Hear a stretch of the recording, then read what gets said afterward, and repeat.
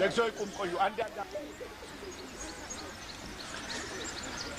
የክቡር ቢትወደድ አስፋሃ ወልደ ሚካኤል አጭር ሕይወት ታሪክ እሱ ካርዲናል ጳውሎስ ብፁዓን ጳጳሳት ቤት ተሰባሰባችሁ ሁሉ የቢትወደድ አስፋሃን አጭር ሕይወት ታሪክ ሳነብ በእውነቱ መቼም ከሞላ ጎደል አልፎ አልፎ ጠቀስ ለማድረግ ያህል ነው። ክቡር ቢትወደድ አስፋሃ ወልደ ሚካኤል መጋቢት 4 ቀን 1906 ዓመተ ምህረት በሰገናይቲ ከተማ ባከለ ጉዛይ አውራጃ ተወለዱ። የመጀመሪያ ደረጃ ትምህርት በአብቀይህ ከተማ ካከናወኑ በኋላ የሁለተኛ ደረጃ ትምህርት ከፍልስፍና ጋር በከረን ከተማ የካቶሊክ ዘርዓ ክህነት ውስጥ አጠናቀቁ። በወጣትነታቸው ዘመን ኤርትራ በጣሊያን የቅኝ ግዛት ስር ስለነበረች ከዚያም ኢጣሊያ ኢትዮጵያን ከያዘች በኋላ በኤርትራ በጣሊያን ሀገር በሮማና በአዲስ አበባ በልዩ ልዩ የስራ ክፍሎች እየተዘዋወሩ አገልግለዋል። በተለይም ግራሲያኒ ተነስቶ ኢጣሊያ ውስጥ ከአዲስ ቡድን ጋር ኢትዮጵያን እንዲያስተዳድሩ ሲመጡ እሳቸውም አብረው ከሮማ ወደ ኢትዮጵያ መጥተው ከረዳት እንደራሴው ከጀነራል ጉሊየሞ ናዚ ጋር ሲሰሩ የብዙ ኢትዮጵያውያንን ሕይወት በማትረፍ ከስራትና ከችግር በማዳን በልዩ ልዩ መልክ ለመርዳት ከፍ ያለ አስተዋጽኦ አድርገዋል። በ1933 ዓመተ ምህረት በጀነራል ናዚ የሚመራው የጣሊያን ጦር ጎንደር ላይ ድል ከሆነ በኋላ ከኢትዮጵያ ንጉሠ ነገሥት መንግስት አልጋ ወራሽ ከልዑል መርዳዝማች አስዋሰን ጋር በታማኝነት በበጌምድርና ሰሜን እንዲሁም በወሎ ጠቅላይ ግዛት ባበረከቱት አገልግሎት ለከፍተኛ ኃላፊነት ሊታጩ ቻሉ። በትግራይ ጠቅላይ ግዛት በዋና ጸሐፊነት፣ በገንዘብ ሚኒስቴር የመንግስት ንብረት ዋና ዲሬክተርነት፣ በውጭ ጉዳይ ሚኒስቴር የአስተዳደር ዋና ዲሬክተርነት ሲያገለግሉ ከትህትናና ከትዕግስት ጋር ያሳዩት ከፍ ያለ ችሎታ በሕዝብ ዘንድ ተወዳጅነትን፣ በበላይ መሪዎች ዘንድ አድናቆትን አትርፎላቸው። ኤርትራ ከእናት ሀገሯ ከኢትዮጵያ ጋር እንድትዋሃድ አጥብቀው ከደከሙት አንዱ ነበር። ኤርትራ በፌዴራል ስርዓት ከኢትዮጵያ ጋር ከተቀላቀለች በኋላ ከ1944 እስከ 1947 ዓመተ ምህረት በኤርትራ የግርማዊ ንጉሠ ነገሥት ምክትል እንደራሴ ሆነው አገልግለዋል። ቀጥሎም የኤርትራ መንግስት መሪ ቺፍ ኤግዜክቲቭ ሆነው ከ1947 እስከ 1954 ዓመተ ምህረት ድረስ ሰርተዋል።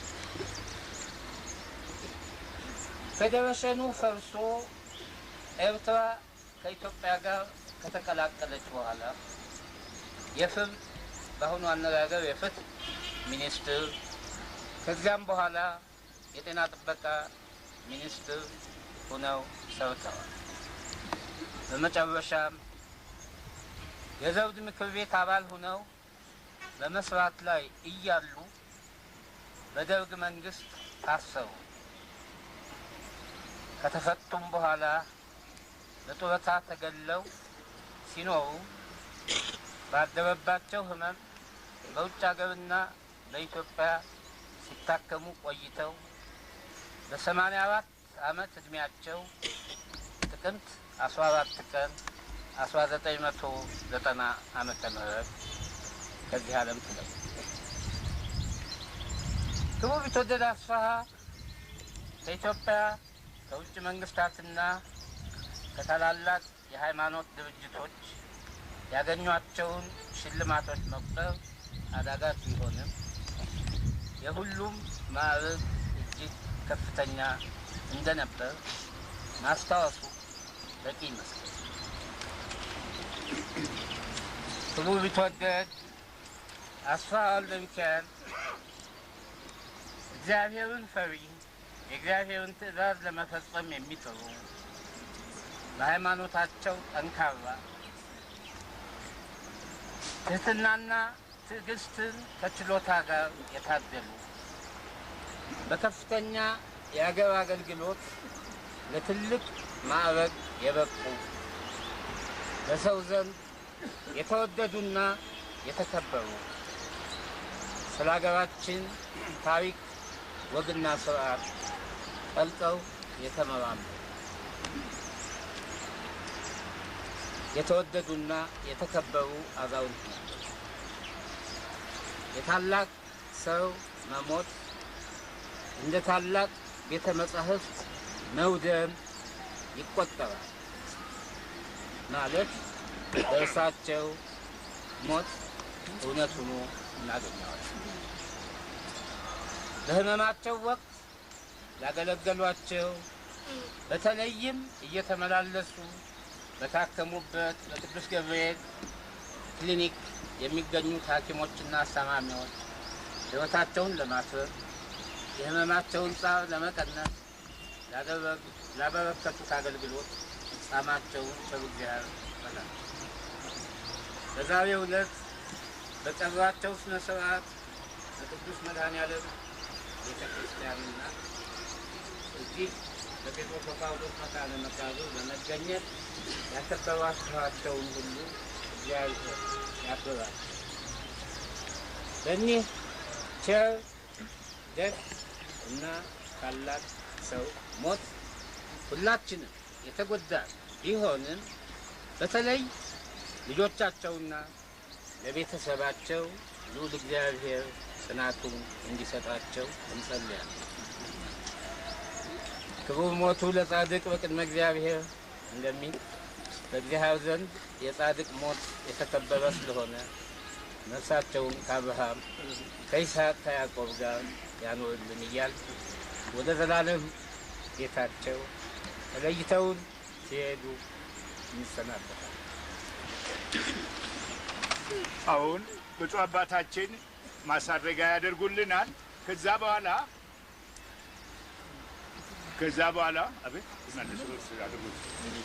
በኋላ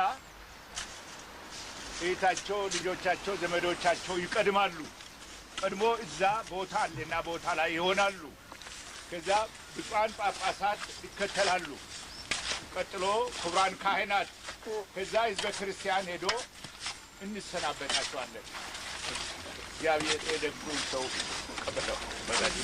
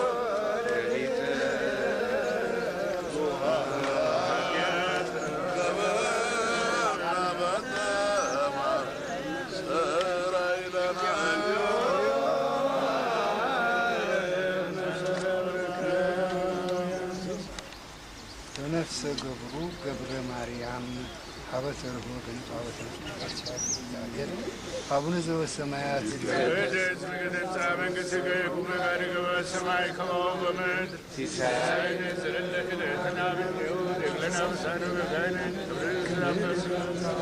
ተዋደጆ ስመንሶ አላድን ወላንም ኩሉ መዚያ ከበገሳደ ወስብሐት ለዓለመ ሰላም ቅዱስ ገብርኤል መልአክ ሰላም ለኪ ድንግል በልዳ ኩል መስያኪ በዚያ ሰላም ለይኩን ውዳሴ ማለት ሰሎም ነው ተፈስሒ ንጽሕቶ ማርያም ለጸጋ እግዚአብሔር ምስሌኪ ሳለ ሰላም ኩሩን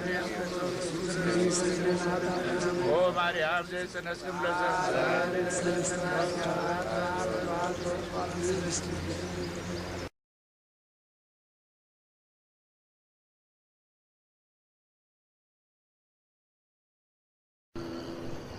ካለፈው ካቢኔ ያልተስማማናቸውን ሰዎች ለማስወገድ ሀሳብ ነበራቸው ነው የሚባለው። ግን ደግሞ ጀነራል መረድ የመሰሉ በጣም ሰዎች ስለነበሩ እንዴት ተብሎ ለምሳሌ ስለ አንዳንዳችን ይከራከራሉ። እነሱ አልባ ምንድን ነው ስራ የሚሰራው?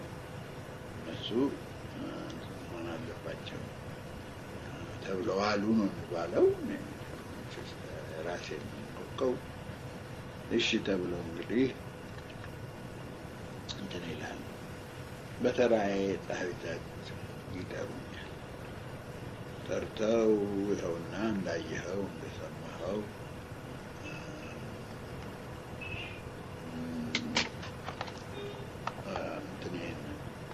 ሚኒስትሮቹን መርጬ እንዳቀርብ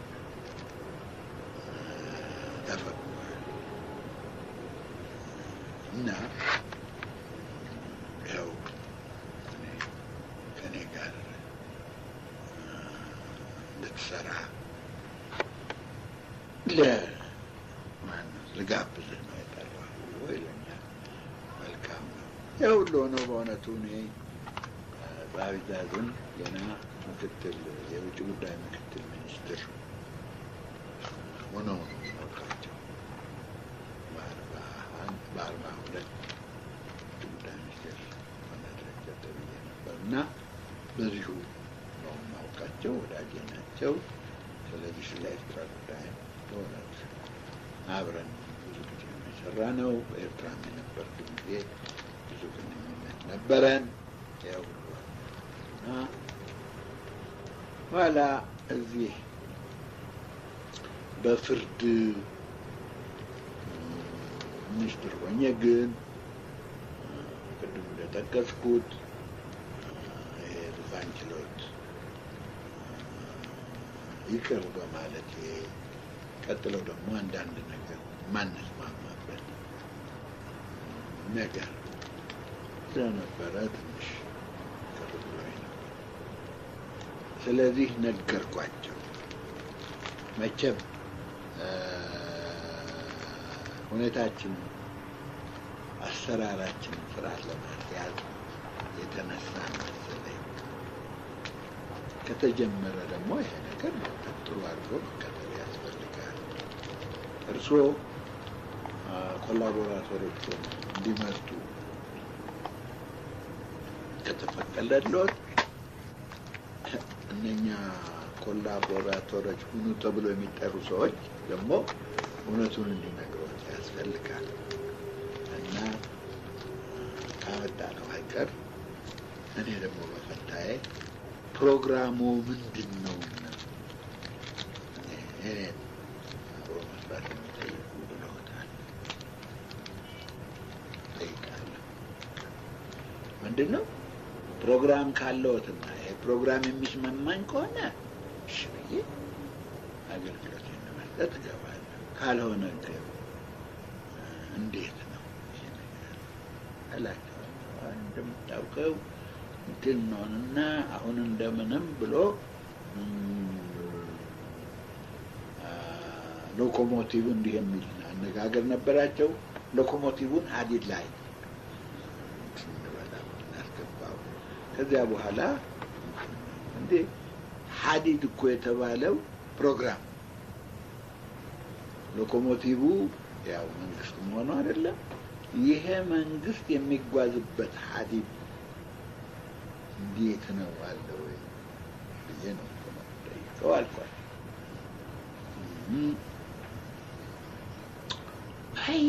የለም ይሄ ምንም አይደለም በሉ እንግዲህ እኔ ወዳጄ ነዎት፣ ጌታዬ ነዎት እና ምንም አልጠበቅሁትም። አሁን በዚህ በከተማ የሚባለውን ይሰማሉ ወይ አልኳቸው። የምሰማው ይኖራል፣ የማልሰማው ይኖራል ሲባል እንግዲያውስ አሁን አክሊሉ ወይ አያስተውልም ወይም የስልጣን ጉጉት አለው እንጂ በዚች በግማሽ ፎርሙላ ምን እሰራለሁ ብሎ ነው። የትስ ሊያደርስ ነው ይሄ ነገር ብሎ እና አንዳንዳችን ደግሞ እኔ ለራሴ ምንም እንኳን ነገሩ ባልረዳው እና አሁን ያልኩት እንዳልኩት ፕሮግራም ጠያቂ በሆን ለነሱ ግን የምሰጠው መልስ ምንድን ነው? እንዴ እኒህ ሰውዬ ደከሙ፣ ለፉ። እቺ ግማሽ ፎርሙላም የተገኘችው በሳቸው ነው። ያኔ ደግሞ አሁን በል በአንተ ትሞከር ብለው ሰጥቷቸው፣ እሳቸው ደግሞ እሷን ይዤ ወደ ሙሉ ፎርሙላ እደርሳለሁ ብለው ቢሞክሩ ምንድን ነው የምትለው እላለሁ። ለብዙ ሰዎች መልስ እሰጣለሁ አልኳቸው። ትንሽ ተሻላቸው። መልካም ታውቀኝ የለም ምንትስ አሉ። ይሄ ስለሆነ ግን አሁንም እኔ ይሄ ፕሮግራም እንዳለ ጠይቃለሁ። ግልጽ አድርገው ይንገሩን። እኛ አንዳንድ ጊዜ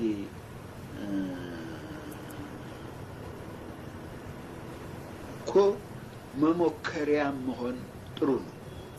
ሀገራችንን የምንወድ ከሆነ ለአንዳንድ ሀሳብ መስዋዕት መሞከሪያ። አሁን ለምሳሌ እኔ የለም ከእርሶ ጋር መስራት አልፈልግም ስል የሚከተለውን ነገር በመረዳት ነው። አለ ስራ መቀመጥ እችላለሁ። አለ ስራ ስቀመጥ ደሞዝ ይቀራል። ግን ለአንድ ፕሪንሲፕል ይሄ ካልሆነ አይሆን ብዬ እሱ ደግሞ ቀለብ ሆናኝ ለዚያች ለችግሯ እንትን ጊዜ ማሳለፍ ይቻላል። እንደዚህ ካልተጀመረ አዩ ጃንሆይን ያህል አባት ከላይ ደግሞ እርስዎም ያህል እርስዎ ምሁር ብዙ ያዩ ስለሆኑ ጠቅላይ ሚኒስትሩን መለወጥ አያስፈልግም። ሚኒስትሮቹን ግን እርስዎ የእርስዎ እግር፣ የእርስዎ እጅ፣ የእርስዎ እንትን ግን መለወጥ አለበት። ከሁሉ የበለጠ ደግሞ እኔ የምፈልገው ምንድን ነው? ንጉሱና መንግስትን መለየት ያስፈልጋል። በፈረንጅ ሀገር ይኸው ነው ስራው። ያልኩት እኔ አልነግሮትም። የሬፑብሊክ ፕሬዚዳንት እዚያ ላይ ነው ያለው ወይም የንጉሱ እንደ እንግሊዝ ንጉስ እንትን ነው። መንግስቱ ግን የቸርችል መንግስት የማንስ መንግስት እያለ ነው የሚሄደው። በዚያን ጊዜ የሚሾመው ጠቅላይ ሚኒስቴር ለዚያ ለተሾመበት ሰዓት ኃላፊ ሆኖ እንትን የሚያስኬድበት ነው። ይሄ ታዲያ ብዙ ይጠቅማል። ከብዙ ነገርም ጃንሆይንም ከብዙ ነገር ያድናቸዋል። ብዬ እከራከራለሁ። አይ መቼም ወደ የሚበቃ መልስ አላገኝም። መጨረሻ ምን እላቸዋለሁ? በሉ አንድ ነገር ልጠይቀዎት። በዚህ ነገር አሁን አስፋ ጭራሽ አልገባም ብለዋል ሲሏቸው ጃንሆይ ምን ይላል? ያዝናሉ። ለምን? አክሊሉ የፈለገውን እና ከአክሊሉ ጋር የሚስማማውን መርጦ ያንጣልኝ ብለው በአዋጅ ከነገሩ በኋላ ለምን እኮ አለ እሳቸው ምንስ ቢሆን እሳቸው አይደሉም ወይ መሪያችን? በኋላ እኔ አንድ ነገር ልንገረው ጌታዬ፣ ሁሉም ነገር እፈልጋለሁ፣ ግን እኔ ጃንሆይን ማስቀየም አልፈልግም። ስለምን አፄ ኃይለ ሥላሴ ለእኔ ብዙ ነገሮች የዋሉልኝ ውለታ ይከብደኛልና እሳቸው ወይ እኔ በዚህ መልክ ነው እንትን ብዬ ለማስረዳት እድል ይሰጠኝ እንደሆነ እንጂ እሳቸው እንዲቀየሙኝ ጨርሰው አልፈልግም። የለም በል ታለም እስክትደርሰው አለው በለው እሺ ፍርድ ሚኒስቴር አይሆን እንጂ እሺ ከእርሶ ጋር አልኳቸው። እስኪ ደስ አሰኘቻቸው። ወደ ፍርድ ሚኒስቴር አልመለስም ስላቸው እሳቸውም በዚያች ቦታ እንደማይፈልጉኝ አውቃለሁና ደስ ብሏቸው ተሰናበተ። ከ3 ቀን በኋላ ነው ከ4 ቀን በኋላ ይጠሩኛል። ይኸውና ጤና ጥበቃ እንድትገባ አሉ። ጌታዬ ይቅርታ ያድርጉልኝ። መቼም ይሄ ሰውዬ ውስጡን ሳላውቅ እንዲያው ዝም ብሎ ትኑሯል እንዳይሉኝ ይቅርታ እየጠየቁ ነው። መቼም ዋናው ቁም ነገሩ እንግሊዞች ምን ይላሉ? ዚ ራይት ማን እንጂ ራይት ኦፊሰር ይላል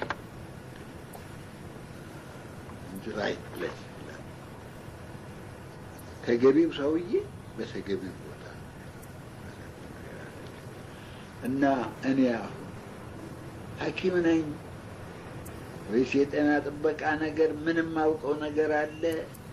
እና እንደዚህ በኋላ እንቆጣል ናይ አሁንስ በእውነቱ ቅድም እንዳልከው ለመከራከር ብቻ የተነሳ መሰለኝ የተወደዳሉ።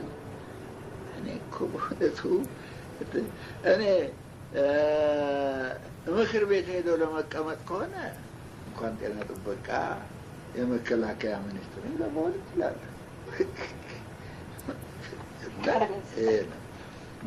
እዚያ ቁጭ ብለህ እንትን ለመኖር ከሆነ ስለዚህ ይሄ ነው አልኳቸው። እሻና ሌሎችም እንደዚህ እንትኑ ሽምሽሩ ተደረገ። ሽምሽር ሲደረግ አንድ ነገር ይፈጠራል። ህጉ የሚለው ከረዳት ሚኒስትር ጀምሮ ወደ ላይ ያለው የክፍሉ ሚኒስትር ባቀረበው ጠቅላይ ሚኒስትሩ ተቀብሎ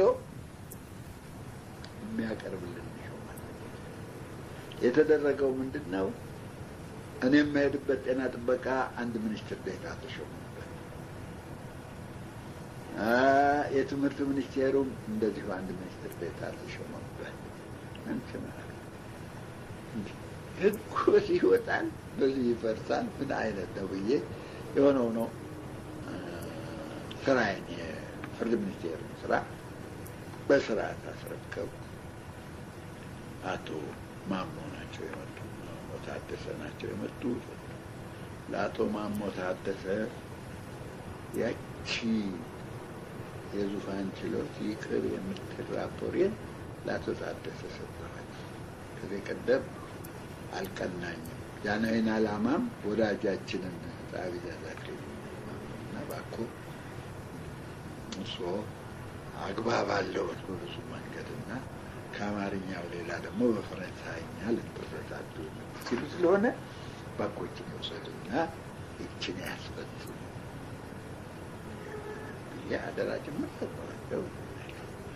ይህንን ስራዬ በማነሱ በፍርድ ሚኒስቴር ስራዬን ጨርሼ ካስረከብኩ በኋላ ወደ ጸሐፊ ምንድን ነው ከዚያ በኋላ ይሰቀቁኝ ጀመሩ። አንድ ነገር ብቻ የህግ ምን ይላል?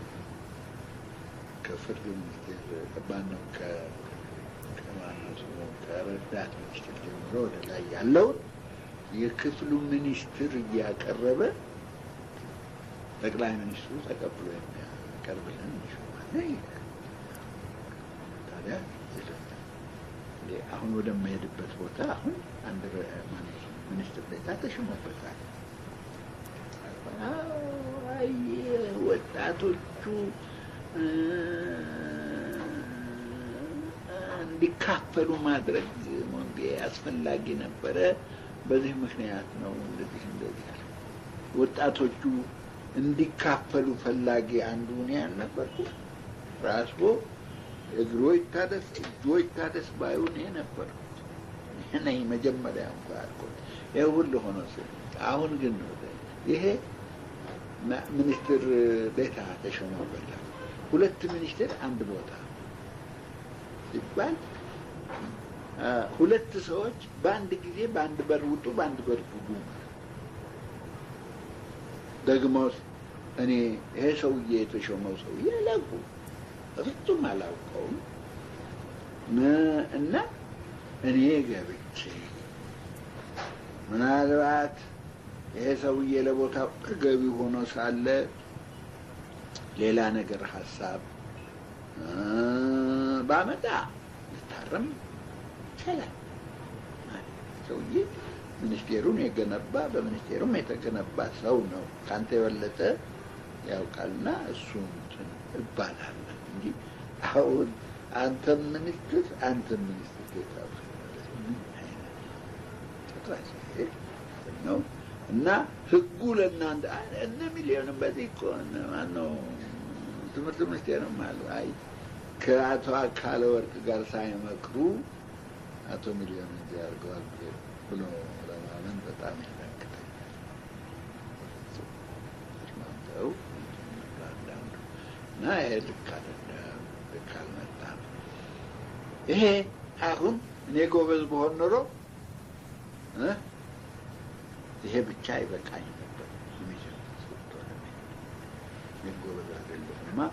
ቀደም በጣም ታጥፌያለሁ እንዳያዝኑብኝ።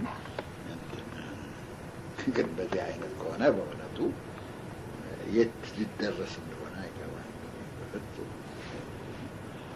ድረስ ብዬ የሆነ ሆኖ ዜና ጃንሆይን ማስረዳት ነበረብኝ። ብዙ እንትን ገባ ማነሱን በቃ ሚኒስቴር ገባ።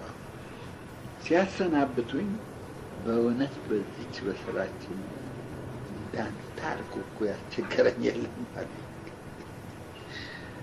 በወዳጅነቴ ነው። እኔ በቅንነትና በወዳጅነቴ ለሀገር ጠቃሚ ነው ባልኩት መንገድ ነው። ያውቃሉ ምንም እንዳለ ሰው ደግሞ ሲሆን ወዳጁን ጠቅላይ ሚኒስትሩን ደጅ ይጠናል፣ ይለማመጣል እንጂ ይሄ እኔ ደገፍኩ መስሎኝ ነው። እኛ ቢቀርብን ቅድም ጠቅሰውታል፣ ወጣቶቹ ቢቀድሙ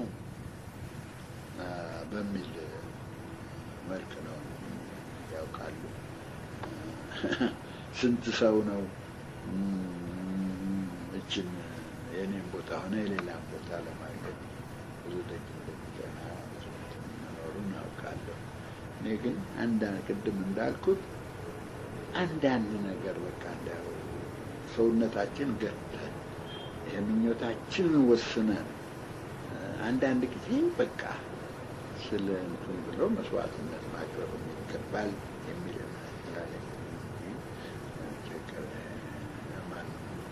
በሌላ ነገር አይደለም። ተባባል፣ ተለያየን። ከዚያ በኋላ መቼም ያለው ስራ ሁሉ ሩቲን ነው።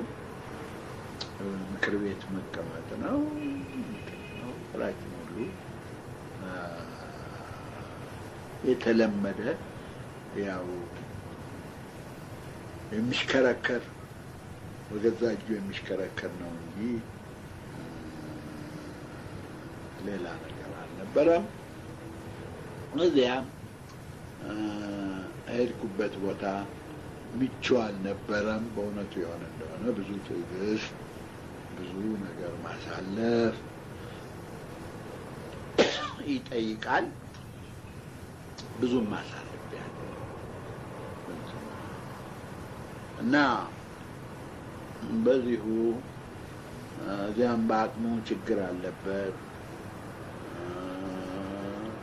ያልሆነውን እንድንሆን ይፈለጋል። አንድ ጊዜ ማስታውሰው አንዲት ሴትዮ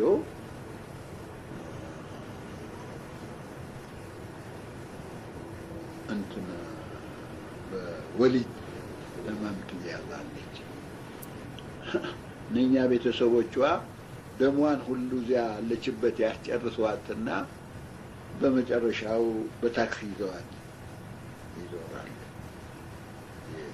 ዲስፔራሲዮን እንትን ነው ሲዞሩ ራስ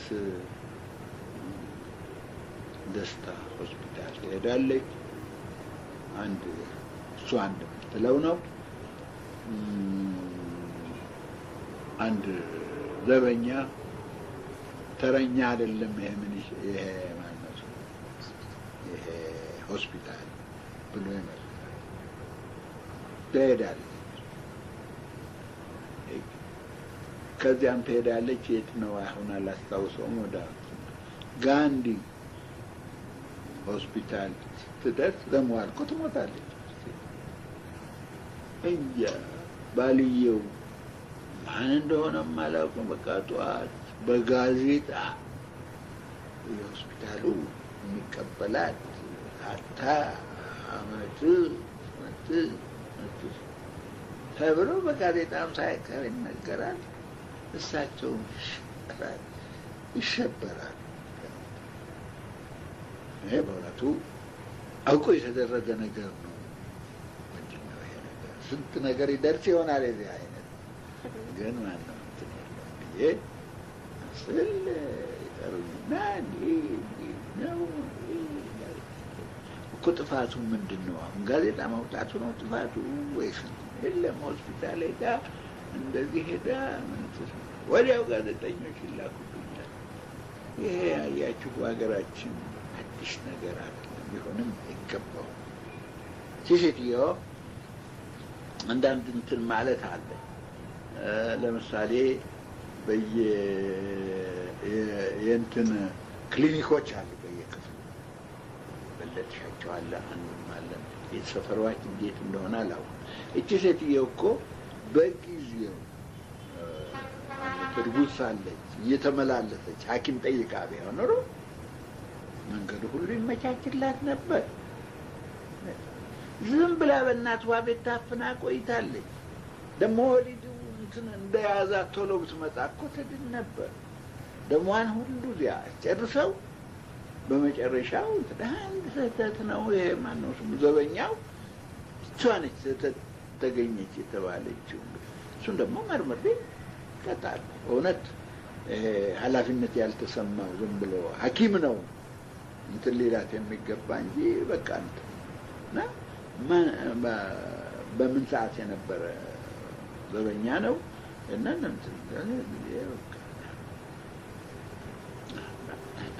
ምንም የሚደረግ እንደዚህ አለን ብለው ነግረዋቸዋል የሚያጠግብ መልስ አልሰጣቸውም አጋለጠን ብለው ደግሞ ሴቱ ደግሞ ወደዚያ ላይ ነግረው ምንድን ነው እኮ እኔ ምን አጋለጥ አንድ የሆነ ነገር ለምን ይገርማችኋል ይሄ ያዳ ህዝቦች ነን እንደዚህ ነው ደግሞ ጥፋቱ ከ180ው የሴትየዋ የራሷ ነው ወይም የዘመዶቿ ነው ብዬ እንትን ባለ ጃኖይም በቃ እንደው በምን አይነት ነግረዋቸዋል አላውቅም አሁን ይሄና እንትን ብንል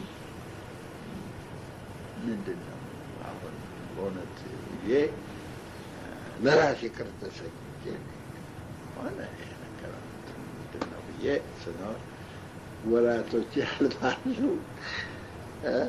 አንዲት ሴትዮ ጋንዲ ሆስፒታል ትመጣለች አናስገባሽም ገንዘብ የለሽም ትባላለች እዚያው ቀይ መስቀል ቢሮ አለ አይደለም እዚያው ቁጭ ብላ ትገላገላለች ይሄን ይደረጋል ለምን ጋዜጣ አልወጣም ታዲያ ይሄ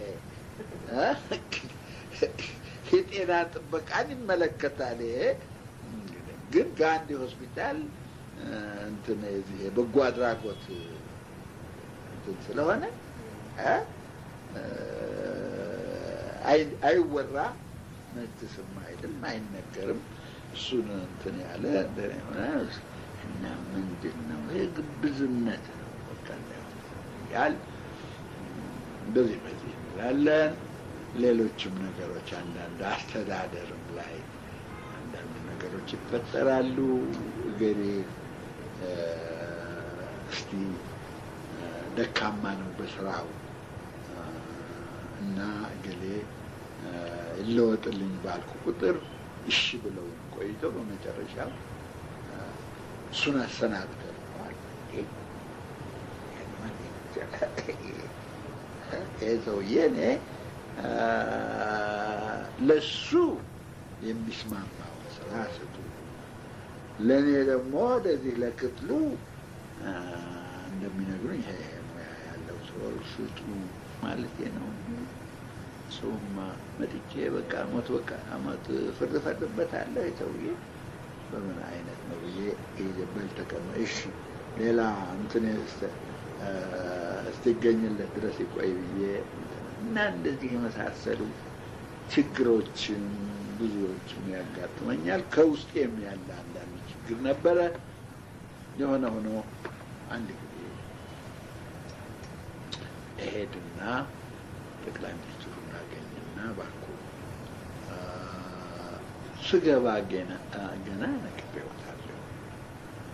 ሁለት ሚኒስትር አንድ ቦታ ኒያ ሚኒስትር ቤታ የተባሉት ስራው ከእሳቸው የሚያልፍ አይደለም። ስለዚህ እኔ ቁጭ ብዬ እጅግሬን ያጣመጠ ናሙለ ልጣ አልኳቸው። እንዴት ተብሎ ምንትስ አለ ለምን ሰጡ? ስራ ሚኒስቴር አለ። ይሄ ሚኒስቴር በሚኒስትር ዴታዎች ነው የሚመራ። እኒህ ሰውዬ ደግሞ አሁን ከኔ ጋር ያለው ከነዚህ የሚያንሱ አይደለም። እንዲያውም ይሄ ሰውዬ እኔ ላዩ ላይ ተቀምጬ እንትን ሆኜበታለሁ እና እኔ እንዴት በኋላ ምን ለመሆን የፈቃዳችሁ እንደሆነ መወሰኛ ህግ መወሰኛ ልግባ ደግሞ እኔ ልምከረው። እኔም ሆነ ወንድሞም ሆነ አንድም ሆነ በእውነት ይሄ ትንሽ ወደ 60 የተጠጋው እዚያ ቢገባ ነው። ለሁለት ጥቅም አለው። ይሄ አንዱ እኛ ብዙ እንትን በመንግስት ስራ ላይ ብዙ ዘመናት በማሳለፍ ብዙ ኤክስፔሪየንስ ያለን ስለሆነ እዚያው ስንቀመጥ ከምክር ቤቱ አንዳንድ የማይበጅ ነገር ሲነሳ አው አይደለም እንደሱ አይደለም የነበርንበት ነው እኛ በዚያ በኩል እናውቀዋለን ብለን ሰዎችን ማስታገስ እንችላለን። ደግሞ እናንተ ደግሞ ያልሆነው በኤግዚኪቲቭ በኩል አንዳንድ ነገር ሲመጣ ምን ነው አብረን አልነበርንም አሁን አዲስ ነገር ምን ተፈጠረ ብለን ደግሞ እናገላጋችን ነው ማለት ብዙ ኤክስፔሪየንስ አለ። እንደዚህ ያልኳቸው አይ ይልቅስ አንድ አምባሳደር ብናገኝና ወደዚያው እኔ ለራሴ ታውቃለህ ዛሬ በውጭ ስራችን በውጭ ነው ያለው። ደግሞ ጥሩ ምቹ አሁን እኔ ያ ነው የፈቃዳቸው ሆነው በፈረንሳይ ሀገር አምባሳደር መሆን አልተላም ነበር ነው። ያም ሆነ ያመጣኝ ይሄን የካቢኔውን ስራ ልልቀቅ ነውና ብቻል እኔ ወደምመኘው ወደ ምክር ቤቱ ካልተቻለም ያስቡበት ብያቸው ሄደ። ዝም አለ። በዚህ መካከል ምን ይመጣል ቆይቶ ማንም ይሄ የሶስተኛው 5 ዓመት ፕላን የሚባል ጀምረን ነበር እና እዚያው ፕላን ሚኒስቴር መሪያችን የዚያ ጊዜ ሚኒስትሩ አቶ አዲስ አለማየሁ ናቸው እና ምንኛው ራሳችን ሚኒስትሮች በኮሚቴ ደረጃ ጀምረናው ከየቦታው ይመረመራል። በእውነት ጥሩ ነገር ነበረ። አቶ አዲስ የአመራር ችሎታቸው፣ የትዕግስታቸው፣ አስተባባሪነታቸው መሰገን ነው እና ሁላችን አንተ ግሩም የሆነ በእውነት ተስማሚ የሆነ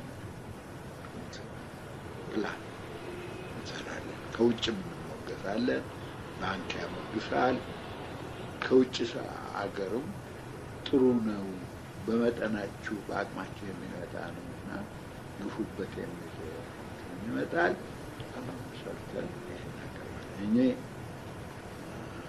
መቼም ክርክሩ ዝርዝሩ እዚህ መጥቀስ አያስፈልግም። የሆነ ሆኖ ግን እንደምንም ብለን በስምምነት ያልቃል እና እኔ መስለኝ የነበረ መቼም በውጭ ሀገር ካቢኔውን የሚጥልና ላይ የሚያወጣ ኢኮኖሚው ያው ፕላኑ ስለዚህ ክቡር ጸሐፊ ትእዛዝ ይህም ፕላን የራሴ ፕላን ብሎ የሚወስዱት ነው የመሰለኝ። ምን እንደሆነ አላውቅም እና ተስማምተን በሁሉም ነገር እንዲያውም አልተርናቲቭ ሌላ ፕላን አልተርናቲቭ ፕላን ተብሎ እንዳይቀርብ ስለምን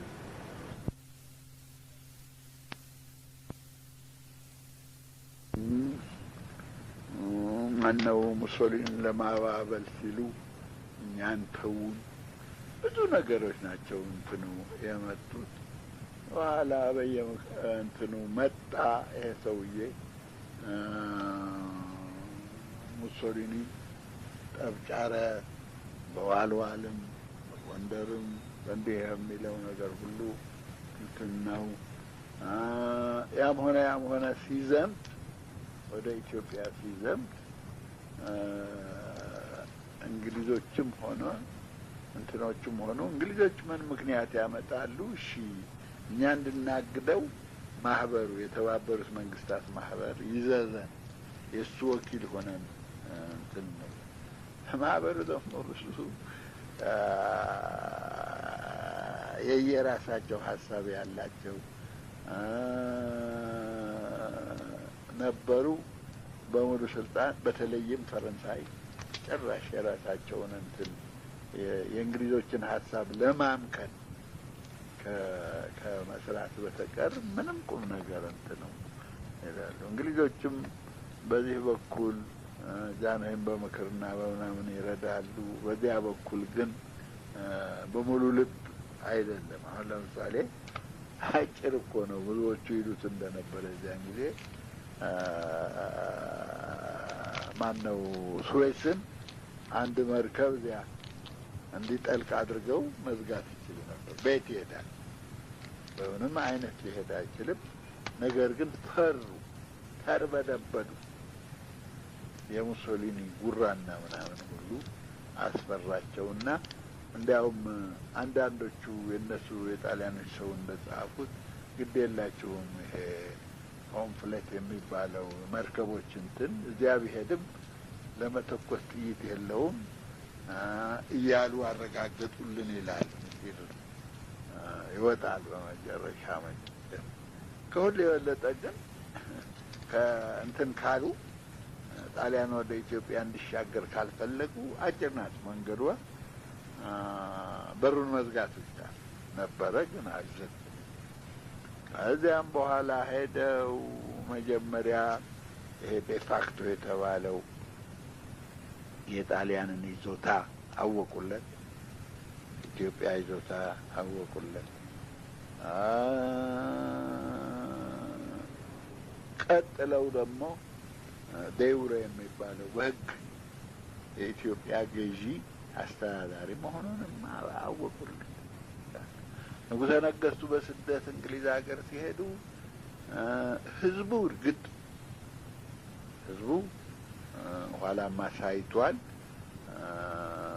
የበሰለ በእውነት ዴሞክራቲክ የሆነ ህዝብ ስለሆነ እንግሊዝ ህዝብ ደግሞም ፖለቲካውን ራሱ ነው የሚመራው ህዝቡ። ይሄ ነው ዋናው ቁም ነገሩ። እንትን ይበል እንጂ ገዢዎቹ ንጉሱ በዚያን ጊዜ የነበሩ ንጉሱ ጃንሆይን ማየት አልፈለጉም። ጠቅላይ ሚኒስትሩ አንድ ጊዜ በቃ እንዲያው በአንድ ወልፈር እንትን ስብሰባ ጃንሆይ ቢመጡ ሸሽቶ ሄደ ተባለ ላለመነጋገር እና ብዙ ነው የደረሰባቸው መዓትና መከራና ችግር ነው። በመጨረሻ ነው ሁሉም ሲያዩት ህዝቡም አልተበገረም። እዚህ በየቦታው አርበኝነቱ እንትን አለ። በዚህም በዚያም በአውሮፓ በተለይ የጦርነቱ እንትን እያንጃበበ ዘመናዊ እንትን መጣ። ከዚህም ጣሊያን አንዳንድ ቦታ አንዳንድ ከተማ እንጂ ሌላ እንዳልያዘ ታወቀ። ብላቴንጌታ ሎሬንሶ መጥተው እዚህ ጎጃምም ደርሰው ከየትም አርበኞች የሚበቃ ኃይል እንዳላቸውና ጣሊያንን ከብዙ ነገር እንዳገዱት እንትን ስለተገኘ ያው ስፔንሰር እንደጻፈው ከዚያ በኋላ ነው እንግሊዞቹ ወደ ተመልሰው እንዴ እኒህ ሰውዬ በሀገራቸው የተደገፉ ለእሳቸውና ለሀገሩ ሲል የሸፈተ ብዙ ሺህ የሚቆጠር አርበኛ አለ ተብለው ትንሽ ኮንሲደሬሽን መስጠት ዋጋ ሊሰጧቸው የቻሉ። ከዚያ በኋላ ነገሩ ማነው ስሙ የእነሱና ጣሊያንም ምንም ቢያቀርብለት መቼም አንድ ጊዜ ጥፋ ብሎታልና ለጥፋት ዳርጎታልና እሱም ቢያባብሉ ምንም ቢሉ እንዲያው ወደ ሂትለር እና ወደ ጀርመን አደላ። ያልሆነ ነገር እያደረገ ልክ የእሱ ባሪያ ሆነ። መጨረሻ መቼም ምድር በምድር ነው። እኛን ባሪያ አደርጋለሁ ብሎ እዚህ ደካሞቹን አገር እንደመጣ እሱ ደግሞ የበላይ ጀርመን ያህል ባሪያ አድርጎ እሱና ህዝቡን ተጫወተበት። እግዚአብሔር ታዲያ ሁልጊዜ በኢትዮጵያ እንትን ነው። እኛ የመጡ እነ ዴቦኖም ሆነ እነ ባዶሊዮም ሆነ በአውሮፕላን መርተው የመጡት እነ ቻኖ ሆነ ሁሉም እርስ በርሱ ተላለቁ። መጨረሻ ማነው ዴቦኖ በሙሶሊኒ እጅ ሞተ። በእንዲህ ያለ ጊዜ አድመሃል አድማ ተካፋይ ተብሎ ባዶሊዮ ከነበረበት ከንትኑ ወጣ። በኋላም ንጉሱን ተከትሎ ሮማ ንጉስ አጼ ኃይለ ሥላሴ አዲስ አበባን ለቀው ሲሄዱ እሱ ሲገባ ያው ንጉስ ሸሸ ብሎ ያለ የነበረው ሰውዬ ንጉሱና ቪክቶር ኤማኑኤልና እሱ ደግሞ ሮማን ለቀው ሄዱ። እንዳው እንትን ወዴት ነው? ወደ ምዕራብ ነው፣ ወደ እንትን ጣሊያን ሀገር እንትን ተሰደዱ። እነ ቻኖም ይኸውና ያ ሁሉ እንትን አማች ሆኖ እንትን የነበረው ሁሉ በሙሶሊኒ እጅ በአማቱ እጅ ሞተ። ይሄ ሁሉ በቃ ብድራቸውን ተቀበሉ። ይሄ ሁሉ ምንድን ነው? በእውነት እንትን ሳይሆን የኢትዮጵያ ውቃቤ ኃይለኛ ነው። ኢትዮጵያ ጠላቶቿን ታደቃለች። ኢትዮጵያ እንትን ትላለች። በኋላ ጊዜው ሲደርስ ደግሞ ከዚያ መጥተው ወደ ቦታቸው ተመለሱ እና ያኔ ተነግረዋል። ኢትዮጵያ ለምንድን ነው እንዴት ነው ነጻነቷ ያገኘችው? እንዴት ነው ይሄ ነገር ተብሎ ሲባል መጀመሪያ ምክንያቶቹ ብዙ አንዳንድ ሊቃውንት እንደተናገሩ ከሁሉ በፊት የእሳቸው በህይወት መኖር፣ የአጼ ኃይለ ሥላሴ በህይወት መኖር፣ ቀጥሎ ደግሞ አርበኞቹም በሚቻላቸው ስለሰሩ፣ ግን የመጀመሪያ የእሳቸው በህይወት መኖር። ከዚያ ሁሉ አዎ ሸሹ እንደዚህ ሆኑ የተባለ ፊትም ኋላም ተነግሯል።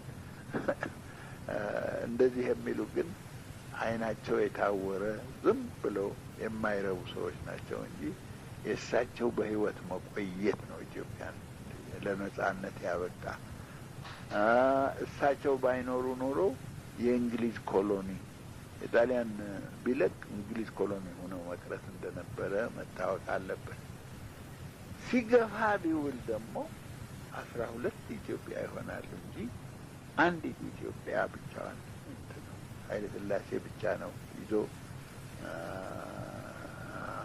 አነው እሳቸው መጥተው እግዚአብሔር በሰጣቸው መንገድ ነግሰው አንዲት ኢትዮጵያ አድርገዋት የቆዩ እንጂ እንትን የለም። ይሄ ሁሉ ይሁን እርግጥ ነው በቸርነቱ አምላክ ምንም አላጓደለም።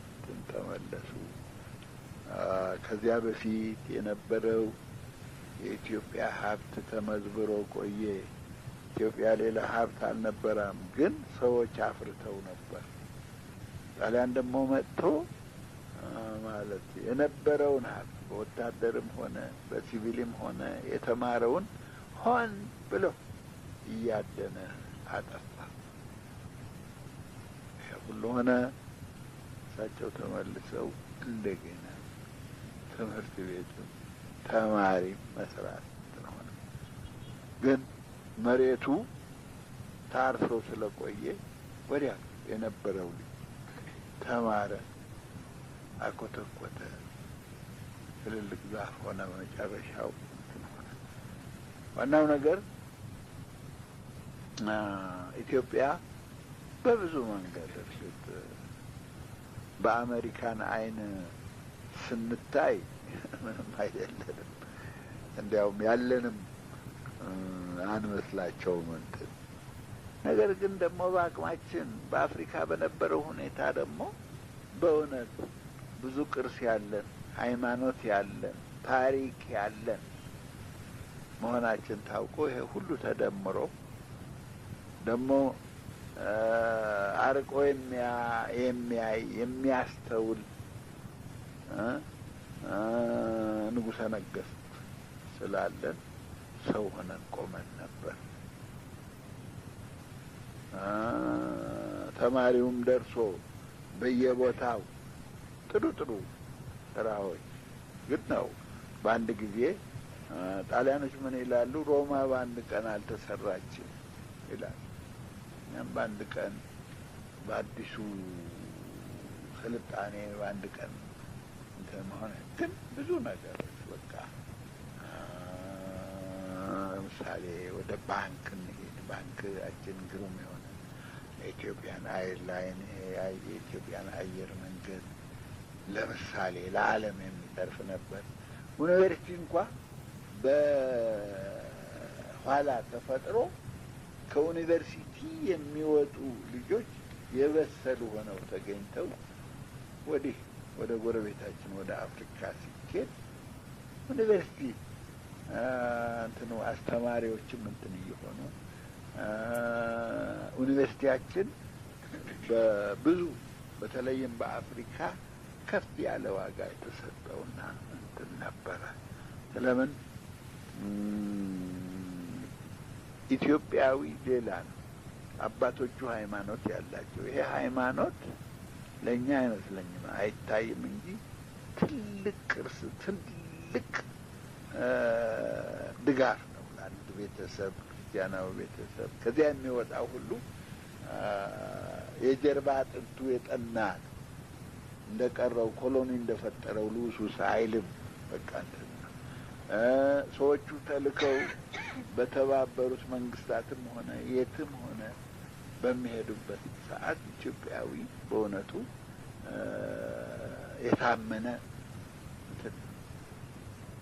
በመጨረሻዎቹ ጊዜ በ60ዎቹ በፈረንጆች አቆጣጠር ዘመናት ይሄ ሁሉ አካባቢያችን ነጻነቱን ያገኘ በዚያ ጊዜ ነጻነቱን አገኘ። ከዚያ በኋላ በ55 እንኳ ይሄ የኢትዮጵያ የአፍሪካ አንድነት የተፈጠረው እዚህ ነው የፈጠሩት ማለት መቼም ሰብሳቢ ሊሆን ይችላል ተብሎ የሚባልበት ቦታ ነው። ሁሉም ነበሩ የዚያን ጊዜ በቃ ካይሮም አለ፣ ሞሮኮም አለ፣ ሊቢያም አለ በአቅሙ፣ ሌሎችም ብዙዎች ነበሩ። እንትን ግን ያሉም ይበሉ መሰብሰቢያ ኢትዮጵያ ሰብሳቢ ቀዳማዊ ኃይለ ሥላሴ ሆነው እንትኑም ተገኙ። ኢትዮጵያውያን ያኔ እውቀታቸውም እንትናቸውም ሁሉ በንጉሠ ነገሥታቸው መሪነት ብዙ ነገር አሳዩ፣ ሰበሰቧቸው። የትም ቢሆን እንትን ሁሉም እንትን ነበረ። ጊዜው ሰጠ።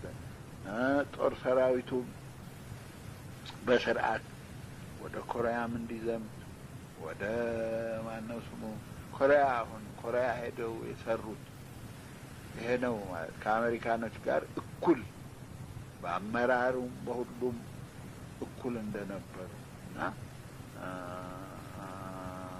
በጣም ተደናቂ የሆነ ስራ በመስራት ተሸልመው እንትን መጥተው አሜሪካኖቹ ራሳቸው የሚገረሙበት ነገር ነበር። ወደ ኮንጎም ዘመቻ ሆነ። በአፍሪካ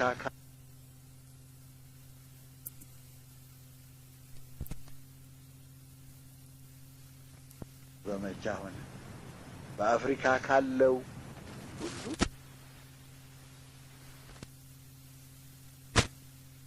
በሁሉም ነገር ከሁሉ የበለጠ ደግሞ ምን ነበር? በትምህርት ቤትም ሆነ በእንትን አንድ ኢትዮጵያዊ ከቀረው ከአውሮፓውያን ጋር ሆኖ አብሮ ከተቀመጠ ሲሆን ይበልጣል። ካልሆነ ግን እኩል በብዙ መንገድ የሚያደንቁት ይሄ ነበር። አዳዲስ መሳሪያ ሲመጣ አሁን በጦር ሰራዊት ነው ያስታውሳለሁ። የአሜሪካኖች አስመራ የነበሩ ጊዜ ሲነግሩ ለአውሮፓውያን ለማንም 2 ዓመት የሚወስደውን ኢትዮጵያዊ በ6 ወር ይማረዋል፣ ይለምደዋል። ሁሉም ነገር በቃ ሆንለታል ተብለን ነበር።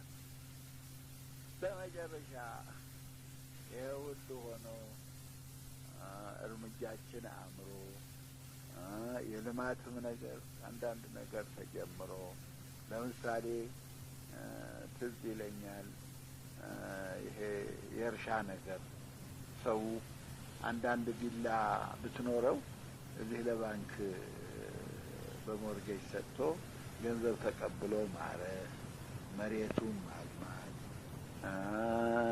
እና በዚሁ መጠቀም በጀመረበት ሰዓት ይሄ እንትኑ ይመጣል።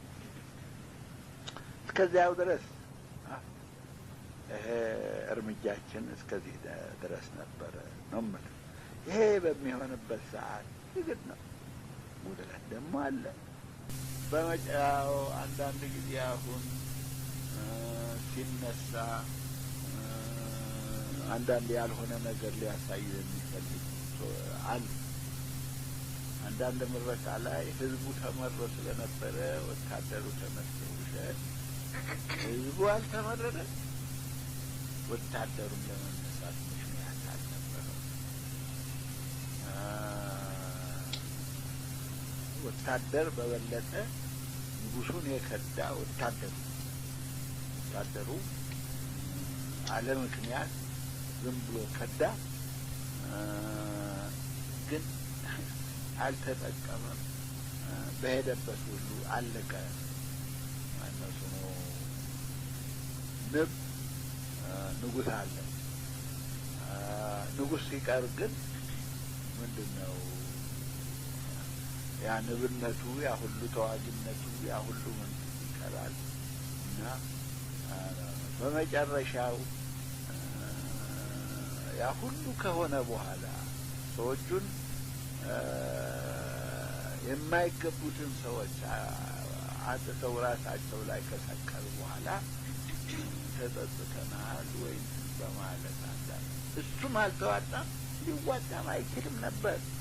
እንዴት ተብሎ ሆነም ቀረም ይሄን ማድረግ የነበራቸው ከመጀመሪያው ሲጀመር እና 50 አለቃ እንትን ላይ እንወጣለን የቀረውን እንትን ብለው ሲሉ ንጉሱን ሲከቡ ንጉሱን ሲይዙ የዚያን ጊዜ ነበር እንትን እንጂ እንደ እግዚአብሔር ፍርድ እኮ ለሁለት አይሆንም ለአንድ ነው። ስለዚያ በታማኝነትህ ጸንተህ ስትሰራ እግዚአብሔር ይረዳሃል። ታማኝነትህን እንትን ስትል ምለህ የገባህበትን ስታጎል እግዚአብሔር ደግሞ ይፈርዳል። አንድም ለስም እንኳን ነገር ሳይባል ሁሉ በመጨረሻው አለቀ ሲሉ ስለዚህ ከዚህ እርግጥ ነው ኃይለ ሥላሴ እድላቸው አላማረም። ታሪክን ያርመው ይሆናል ነው ብለው እኔ ስለምን እሳቸው ምን ያላደረጉ ያጎደሉ ባለበት ሁሉም የቆጠርኳቸው ነገሮች አሁን ሚኒስትሮቹ ከጠቅላይ ሚኒስትሩ ጀምሮ በርክተው ሊከታተሏቸው ኖሮ አንድ ምሳሌ አሁን ለምሳሌ ማነው ስሙ ፓርላማው በቀጥታ ምርጫ እንዳደረገ እውነት ጥሩ ነው። እኔ እንኳ በዚያን ጊዜ ኤርትራም ውስጥ ነበር። አይሆንም ይሄ ህዝብ ገና ያልተማረ ህዝብ ነውና መራጮቹን ቀጥታ ባልሆነ መንገድ ማስመረጥ ከዚያ በኋላ ደግሞ መራጮቹ ከተመረጡ በኋላ ማነው ስሙ ፓርላማ የሚገባው ደግሞ ተወዳድሮ በእነሱ መራጭ የሚል ሀሳብ ነበረ። ኢንዲሬክት የሚሉት ምርጫ ነው። በእኛም ኮንስቲቱሽን ህግ አዋቂዎች ያልተማረ ህዝብ ስለሆነ የሆነ ሆኖ ግን የለም ቀጥታ ምርጫ ይሆን ተባለ። ተመረጠ። ክፉ አልነበረም። 2 ጊዜ ነው ያስመረጡት አጋሪ። ነገር ግን ተመርጦ መጥተው ግን አብዛኛው ጊዜ ዋጋ አልነበር። ህግ ያወጣል፣ ሀሳብ ያቀርባል፣ መንግስት እንትን ኢንተርፔላንስ ያደርጋል፣ ሚኒስትሮችን እየጠራ ያነጋገር። ግን በነገር አይነት አይ አንድ ጊዜ ያስታውሳለሁ። አንድ ሰው እንኳ አሁን ስሙን መጥቀስ አልፈልግም እንዳላስቸግረው እንጂ እኔ እንዴ ጥፋቱ እኮ የነጻ ህዛዝ አክሊሉ ነው። የጠቅላይ ሚኒስትሩ ሲጠሯቸው ለምን አይሄዱ? አንዳንድ አጉል ወሬ ሲወራ አሁን ለምሳሌ ማስተባበያ ቤት ነው ምክር ቤት እዚያ እነዚያ ሰዎች ያመጣሉ። እሳቸው ደግሞ ሲያስፈልግ የክፍሉ ሚኒስትር ጎናቸው አድርገው ይሄ ነው ይሄ ነው ይሄ ነው። በተረፈ አሁን ፓርላማ ሲበቃው ድረስ ደም ይተፋል። ሰሚ አለ ሰማል ሄዶ ወደ ገበያ በቃ ኧረ መንግስትና ፓርላመንተሮቹ ተጣልተዋል የሚል ወሬ ያወራል። የሚያስተባብለውን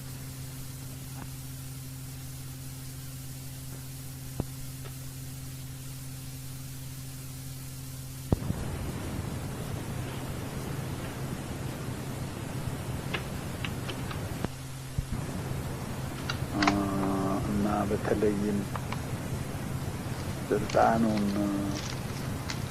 ከጨበጠ በኋላ ለኤርትራ ጉዳይ ትኩረት መስጠት ይገባ ነበር። ስለምን ይሄ የመንግስቱ መዳከም ያመጣው እሱ ነው በብዛት ማለት አብዛኛው እንጂ በእውነቱ አንዳንድ ለመግለጽ እንደሚፈልገው ህዝቡ አፄ ኃይለ ሥላሴ እንደተነሳ አይነት አድርጎ አይደለም። በእውነት ትክክል አይደለም። የተነሳ ወታደሩ ነው። ምክንያቱም አይታወቅም። በኋላ ግን ታውቋል። መቼም ይሄ ቀደም ብለን ወደ ኋላ ማለት ወደ ኋላችን ተመልሰን ያየ እንደሆነ ይሄ ኮሙኒስቶች በእውነት ውስጣችንን ሲቦረብርን እንደነበረ ነው የምንረዳው። እሱ መቼም አንድ በሽታ ነው። ይሄ እንትኑ አንድ መጥፎ ያውም የማይድን በሽታ ቀስ እያለ የሚሰርጽ ነገር ነው። አስታውሳለሁ እዚያ ኤርትራ የነበርን ጊዜ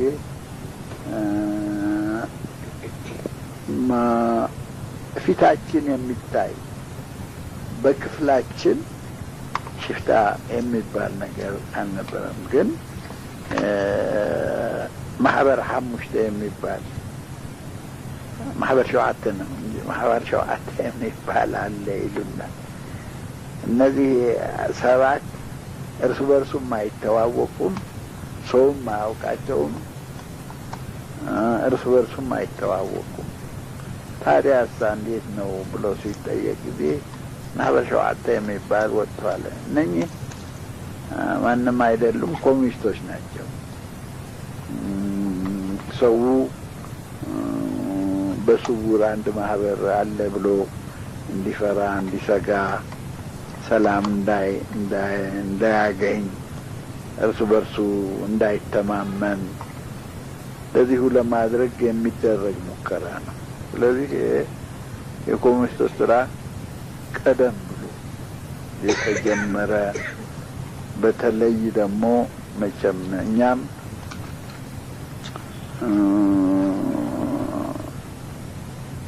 ምቹ ነበር። አብዛኛው ጊዜ አንድ ሰው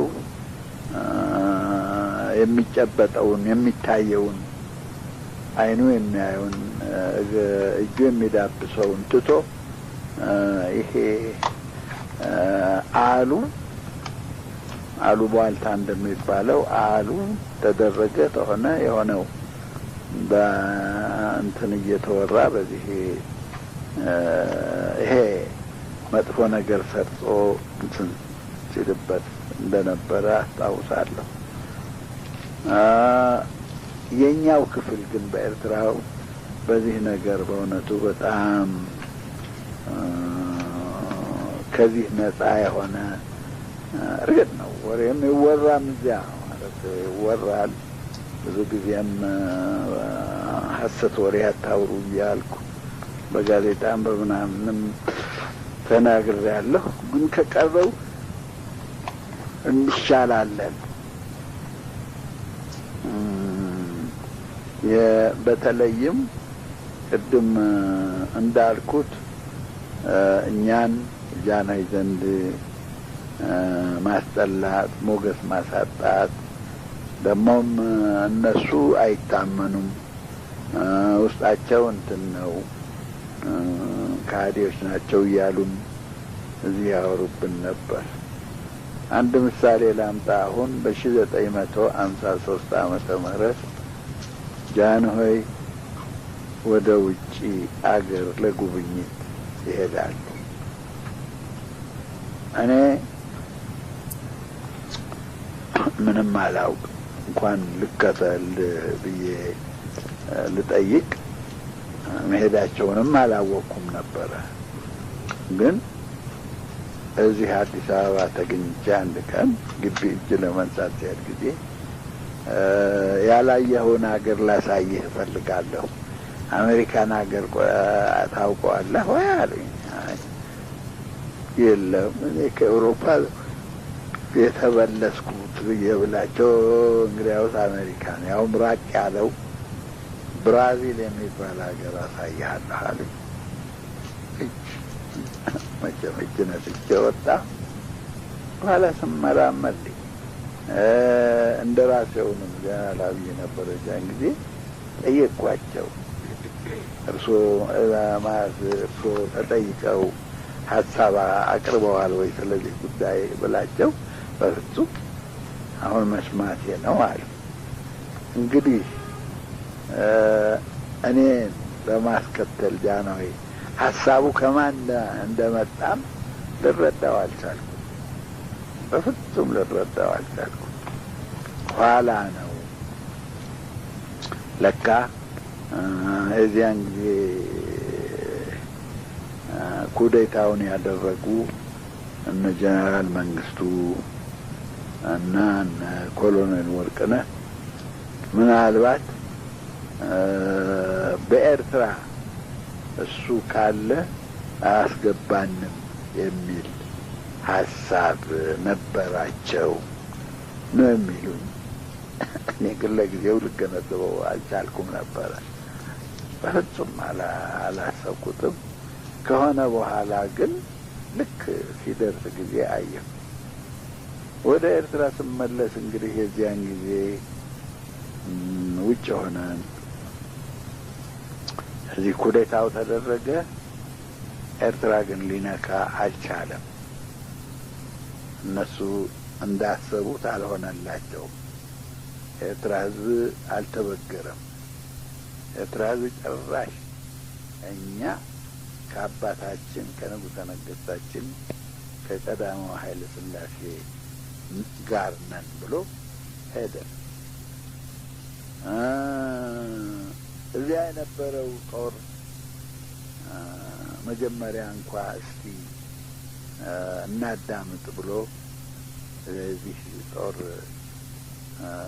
እዚህ ያለው ማለት ንቅናቄው እንዴት እንደሆነ ከማን እንደነሳ ወዴትስ እንደሚያመራ ማወቅ ፈልገው ነበር። በኋላ ግን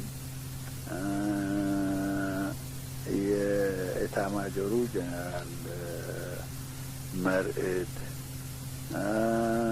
የምድር ጦር አዛዥ ጀነራል ከበደ፣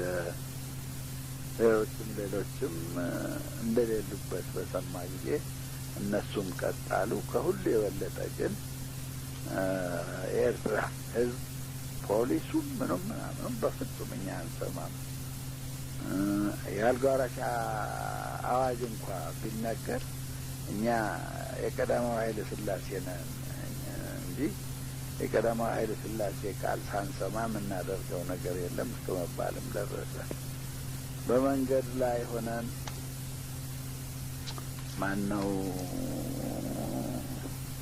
ላይቤሪያ ሆነን በአንድ የአሜሪካን አውሮፕላን ላይ በነበረው መሳሪያ ተጠቅመን የዚያን ጊዜ ጀነራል አብይን አነጋገርናቸው።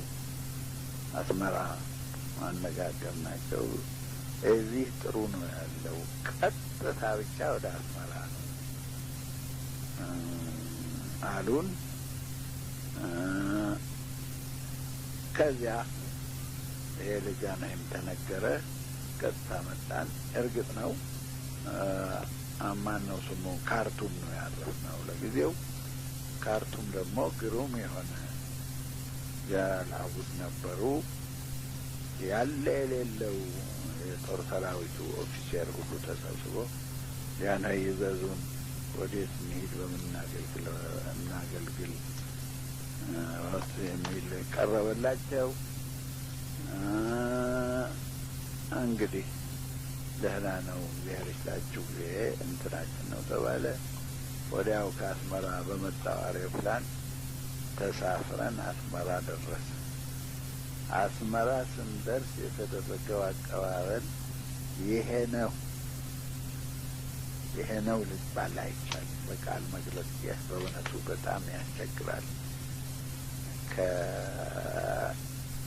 በጣም ሁላችንም እንባችን እስኪመጣ ድረስ ነው ልባችንን የነካው እና ይሄ ነው እንግዲህ ከዚያ በፊት ያለው ይሄ ያሳያችሁ።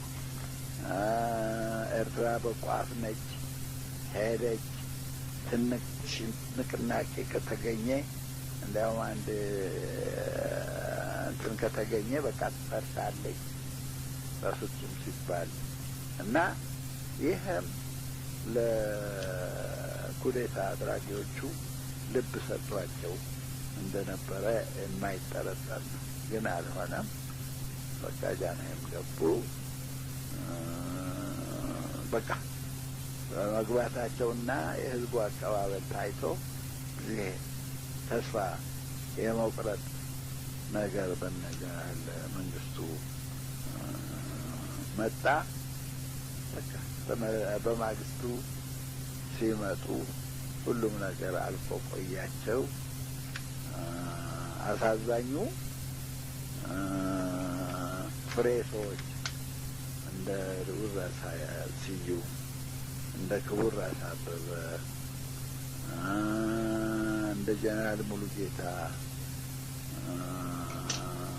የመሳሰሉ ታማኞች አጎደሉ። የታወቀ ነገር ነው። እነ ጀነራል ጽጌም ራሳቸው ባላሰቡት ነው ይባላል። እዚያን ጊዜ ሰዎች አይዘን ጨርሶ እርግጥ መቼም ቀደም ብሎ የሚያውቅባቸው ጠፍቶ ነው እንጂ እነ መንግስቱ ነዋይና እንትኑ ይሄ አጥፍቶ ለመጥፋት ይነጋገሩ እንደነበረ በብዙ ነገር መረጃ አለ። ቢሆንም የመጨረሻው ቀን እንዲሁ በቀላሉ መነሳቱ ግን የጀነራል መንግስቱና የወንድማቸው ነው እንጂ እነ ጀነራል ጽጌ አልነበሩበትም ነው የሚባለው። ጀነራል ታደሰ ብሩ የሚባሉ በኋላ ነው ኮሎኔል ታደሰ ይባሉ ነበር። እሳቸው እንኳ ኋላ አግኝቻቸው እንደነገሩኝ ጀነራል ጽጌ የሉበትም። እኔም ከዚያ እንዲወጡ ለምሳሌ ለፖሊስ ትዕዛዝ በተሰጠ ጊዜ እሳቸው ራሳቸው መጥተው ወርደው ይንገሩት እንጂ እኛ ከዚህ ቀደም ከእሳቸው በቀር ፖሊሱ የሚያውቀው የለም። ማነው ስሙ? እሳቸው ብቻ ናቸው የእሳቸው ስልጣን የሚያውቀው። አሁን ደግሞ መጥተው እንደዚህ ነው ብለው ምክንያቱን አስረድተው እሳቸው ሲናገሩት ነው እንጂ እኛ ምን እንበል ብዬ በስልክም አቅርበው ይቅረቡልኝ ብዬ ነግሬያቸዋለሁ። ይምጡ ብቻ ብዬ ነግሬ ነበር። እሳቸው ግን እነሱ ግን ወዲያው እኛ ዘንድ ቢመጡ ተመልሰው እንደማይመጡላቸው ያውቁ ነበር መሰለኝ። ተው ግድ የለም የተቻለህን ስራ ብለው እኔንም አሰናበቱ። ስለዚህ እኒህ ሰውዬ አልነበሩበትም። ቀደም ሲል በምክሩ ኑሮ ይሆናል እና በኋላው ግን በሰዓቱ ጭራሽ ሰውዬ ለምን ቢኖሩበት ኖሮ እሳቸው መጥተው ከፖሊሱ ጋር ተነጋግረው አንድ ኃይል ሆነው ይነሱ ነበር እንጂ በእንዲያው የእነሱ እንትን ሆነው ምርኮኛ ሆነው አይቀሩም ነበር። በኋላም ነገራቸው ሁሉ ከራሱ ምሩም ጋር ተነጋግረዋል። አሁን ጃንሆይ ሲመጡ ምን ይሉን የሆነ እያሉ እየተጨነቁ ይጠይቁ ነበር። በኋላ ግን ጦር ሰራዊቱ ከከበበ ተኩስ ከተጀመረ ወዲህ ግን የወንድነት ስራቸውን እየሰሩ እንግዲህ ያው የጀግንነት ጠባያቸውን እየፈጸሙ ሄዱ እንጂ እኒህ ሰውዬ የሉበትም ብለው ነው ነግረውኛል። የሆነ ሆኖ እዚህ ዋናው ነገር ምንድነው? የኤርትራ ሕዝብ የዚያን ጊዜ ለጃንሆይ የዋለው ውለታ ይህን ውል ይባል አይቻልም። በዚህ ሳለ ቀጠለ። እርግጥ ነው እዚህ ወደ ወታደሩ መነሳት ከመሄዳችን በፊት 13 አመቶች አሉ። በዚህ በ13 አመት በእውነት ያ የነ ጀነራል መንግስቱ ነዋይ ማስጠንቀቂያ ሆኖ አንዳንድ ነገር ያውም ብዙ ነገር ማድረግ ይቻል ነበር፣ ግን የእግዚአብሔር ፈቃድ አልሆነም። እንዲያውም እሱ ነገር ወደፊት በሚገፋፋን ፈንታ ወደ ኋላ የኋላ ማርሽ እንድናመጣ ያስገደደን ይመስለኛል። ምንም በእውነቱ በዚህ ጊዜ ማነው ስሙ በተለይም ደህና ሆኖ እርግጥ ነው የጃንሆይ አሸንፎ መውጣት ትንሽም ግን የእግዚአብሔር ምክር እኔ አንዳንድ ጊዜ ሲያጋጥመኝ ማመልከቴ አልቀረም። ቀደም ብለው ጃንሆይ ወደ ብራዚል ከመሄዳቸው በፊት አንድ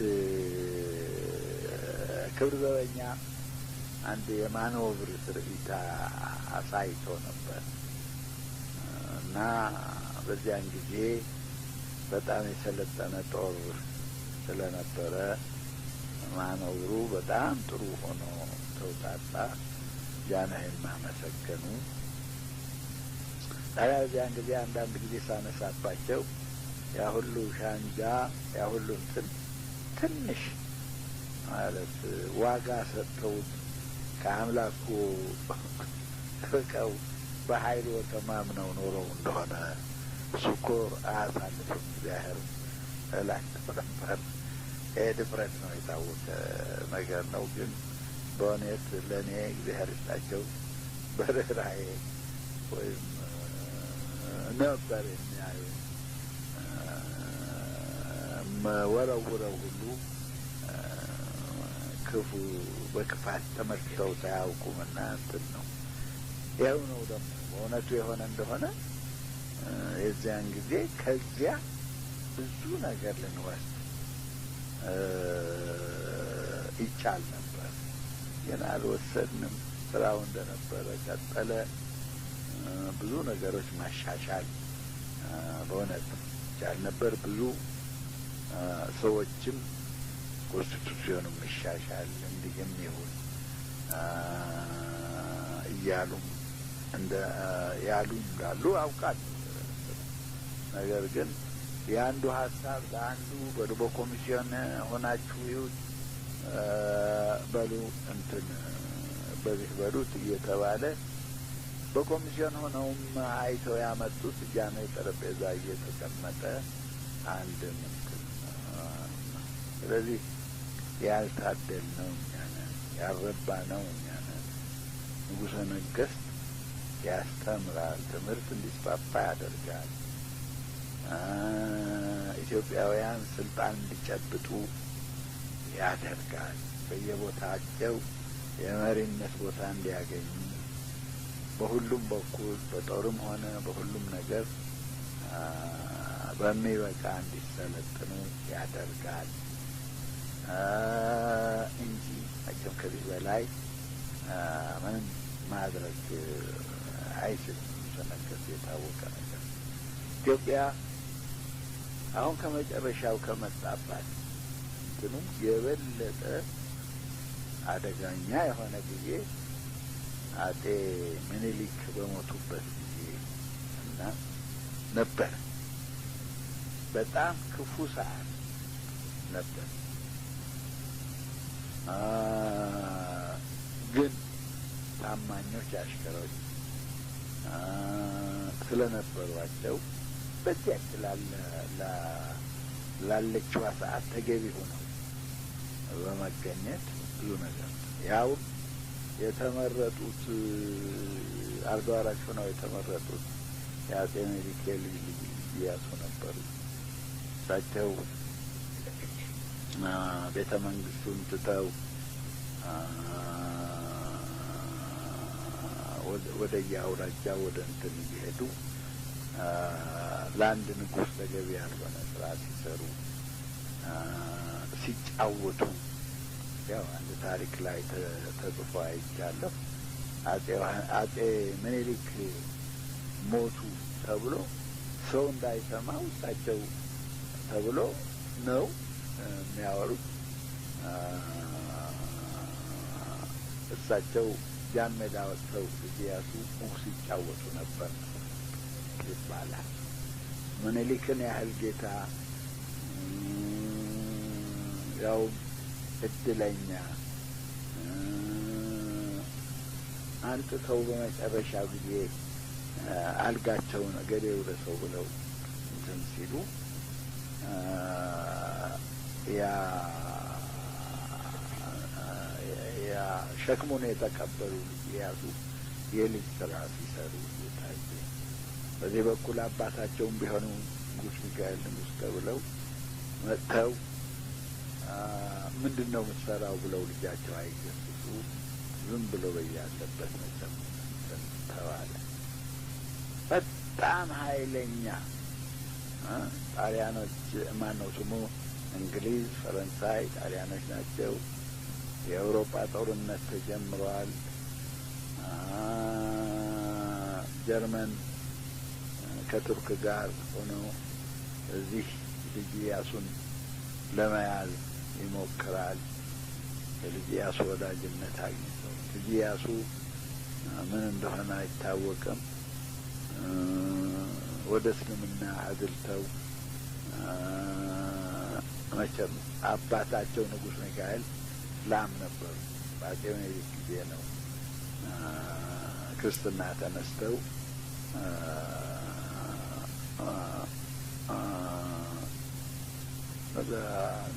ሚካኤል የተባሉ ራሱ ሚካኤል ተባሉ። ኋላም ንጉሥ ሚካኤል ተባሉ። እዚህ ታዲያ ፍጹም እሳቸው ምን እንደሆነ አይታወቅም ወደ እስልምና ክርስቲያን ሀገር ወደ እስልምና እንዲያደርግ ተደርጎ ነው። ይህም አልበቃም። ከቱርክ ጋር ያደረጉት ግንኙነት ከጀርመን ጋር ተያይዞ ብሎ ነበር። በጣም ጉዳት የሚያመጣ መሆኑ ታወቀ። የፈረንጅ መንግስታት እነ እንግሊዝ ጣሊያን እነ ፍራንስ ሳይነቁ ኧረ እንዲህ ሆነ በእናንተ ሀገር እንደዚህ ይሆናል እያሉ አስገነዘቡ። ህዝቡም አወቀው። ትልልቆቹ ነሽተራ ሀብተ ጊዮርጊስ ነበሩ። እንዴት ይሄ እንደ አቡነ ማቴዎስም ነበሩ። እንዴት ይሆናል ተባለ፣ ተመከረ፣ ተዘከረ። በጊዜው ሊታረም በቃ ሊታረም እንዴት ነው? ያኔም እውነቱ የሆነ እንደሆነ እግዚአብሔር የሚጠብቃት ሀገር ሆና ነው እንጂ ስንት አለ። ጎንደሮች አሉ፣ ትግሮች አሉ።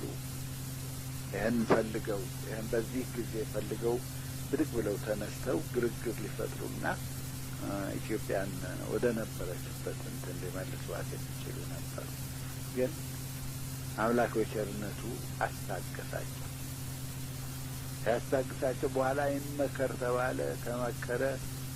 ምን ይሻላል ሲባል ጊዜ በግዞት የነበሩት ልጃቸው ወይዘሮ ዘውዲቱ መጥተው ንግሥተ ነገሥታት እንዲባሉ፣ ሐረርጌ የነበሩና እንትኑ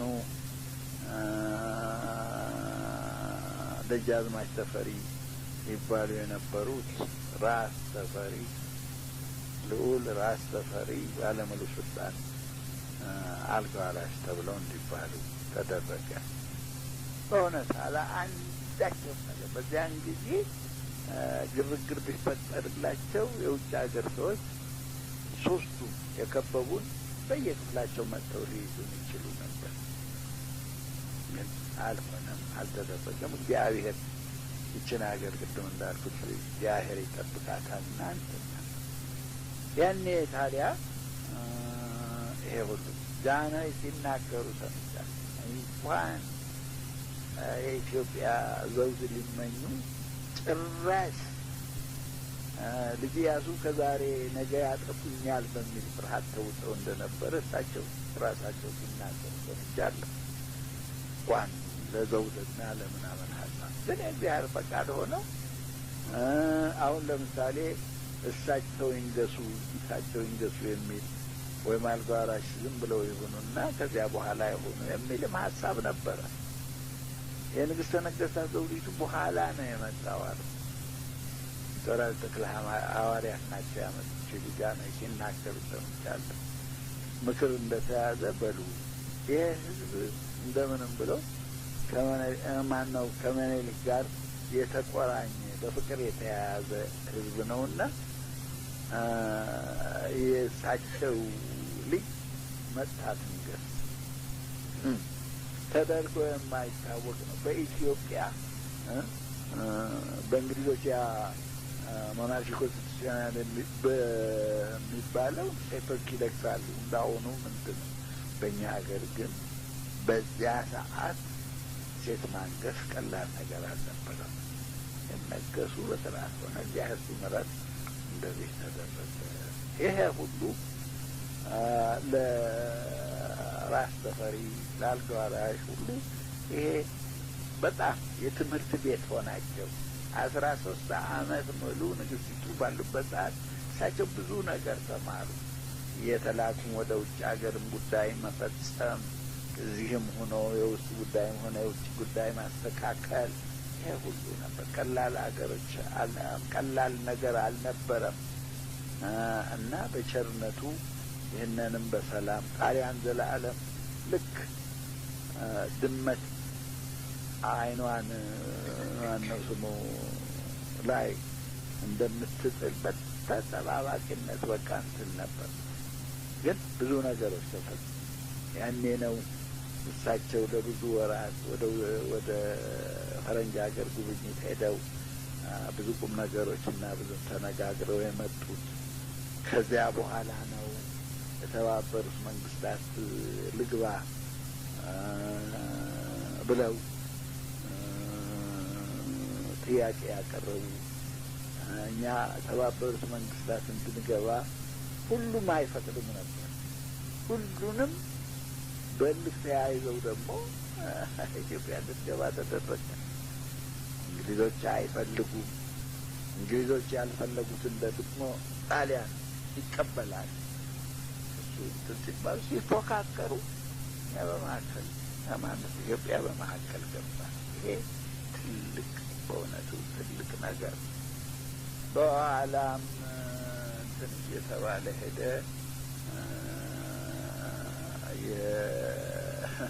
በመጨረሻ ጣሊያን የአድዋው ምክንያት አለ እንትስ አለ፣ ግን ውሸት ነው። በእቺ ባቄላ ስትውል ስታደር ትጠጥራለች። ኢትዮጵያ በቀዳማዊ ኃይለ ሥላሴ እጅ ከሆነች ቶሎ ትሰለጥናለች ነው እንጂ እነ ሙሶሊኒ ልብ ያሰኛቸው የአድዋው እንዲያው ታሪክ ነው።